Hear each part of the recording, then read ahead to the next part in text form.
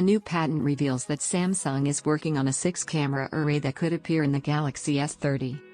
The Samsung Galaxy S30 will have its work cut out for it competing with the iPhone 12, but a new weapon could give it a pretty big advantage.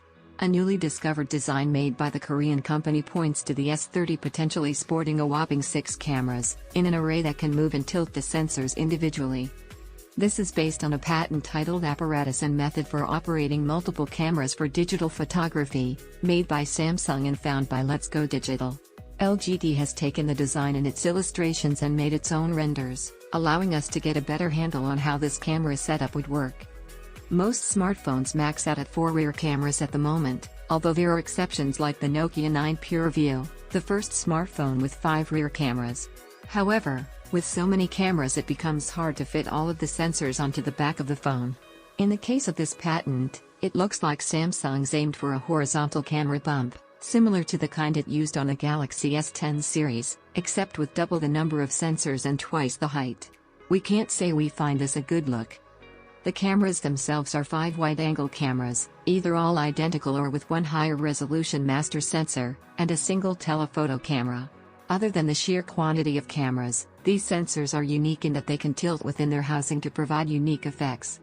For example, the sensors on each side could be arranged to look in opposing directions to allow for what the patent describes as pano bokeh, a panoramic shot with the background blurred, as well as other photo effects that are currently impossible on phones. More generally, the cameras can work together to create better focused, higher resolution images and high frame rate video for capturing fast-moving objects by stitching their outputs together. This could prove to be more versatile than a single sensor with an equivalent resolution. While the depth of the camera bump is quite large, there's a good reason for this too.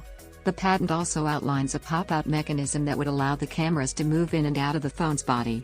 This isn't just for easier storage purposes, but could also help change the focal length of the sensors, which would help with focus and zoom.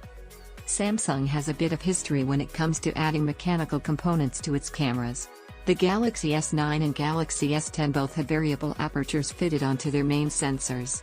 However, at the moment Samsung has taken the strategy of using the biggest camera sensors around for its cameras, such as the Galaxy S20 Ultra's 108MP main sensor.